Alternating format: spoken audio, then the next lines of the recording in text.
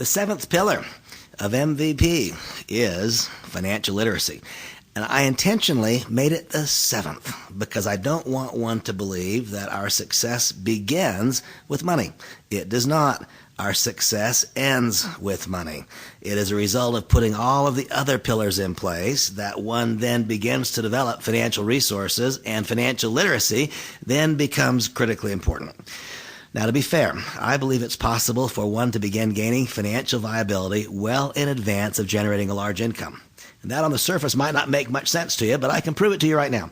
I would ask now, I wish that this was a live audience. I wish that live audience 1,000 strong. And if I were to ask every person in the room, what did you earn last year in a state of total transparency? If people were all willing to tell me the truth, we would hear things like, well, I made $200,000 and I made $55,000 and I made $2 million and I made $36,000 and I made $75,000 and I made $80,000.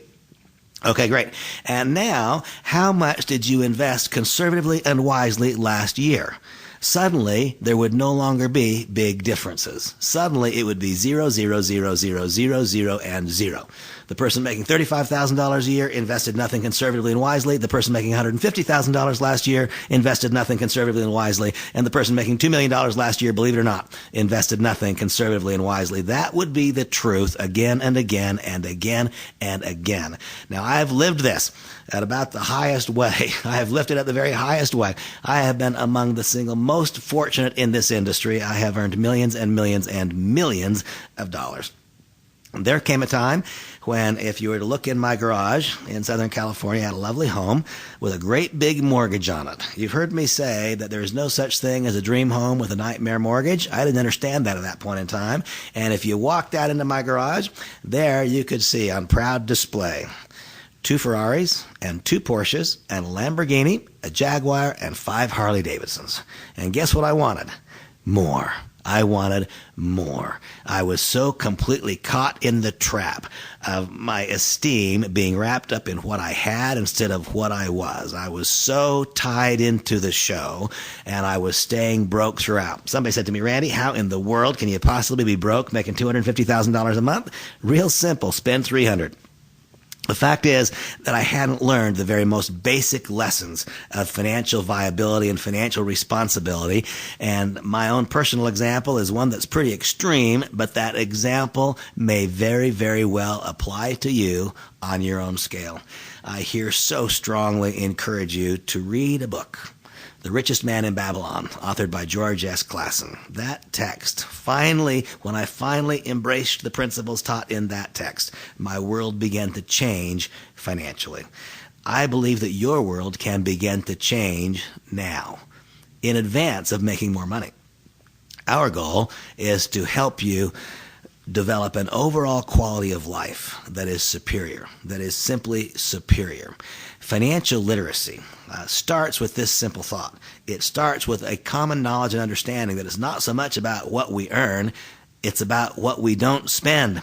Believe it or not, it's not so much about what you earn, it's about what you don't spend. You can start today putting to work in your life the 5 rules of gold as are so brilliantly laid out in George S. Clason's Richest Man in Babylon. And I'm not going to teach them on this audio.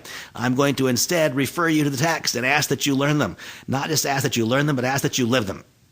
And you'll see, as a part of each of our major functions in Monavie, we will always pay close attention to the principle of financial literacy, of helping people understand that your income truly becomes secure, not based upon the size of the checks being developed in your organization. Now, that might seem odd, but I promise you this. If you have 20 people in your business who are making a lot of money, that does not make you secure. It's when you have 20 people in your business who have made a lot of money and developed wealth, who are financially free and secure. You see, our business tends to attract optimistic people. And I have met so many people in my life whose incomes have gone up and up and up, but their lifestyles have gone up at 110% of the rate of their income, and they stay broke. I know a lot of people in our industry who have made quite a bit of money. I know only a very, very few people in our industry who have created wealth. The difference in making money and creating wealth is profound. It is a totally different skill, and I take it as a personal responsibility to be a part of a process. I will be one of the teachers, but will invite in other renowned teachers, experts, to help you set in motion a path, a pathway, a series of actions engaged in over time to help you first have the knowledge required, then the confidence, then the ability to not simply earn more money, but to learn how to cause that money to finally start working for you instead of you working for money. I want to say that again. Your moment of true freedom comes when you are no longer working for money, but when the money that you have works for you and produces a greater income than that which the market will pay you as an individual. I reached that crossover point a while ago. That is my greatest goal for you. My greatest goal for you is that you engage in a process where you someday, one day, are able to do what you do because you love it, not because you must.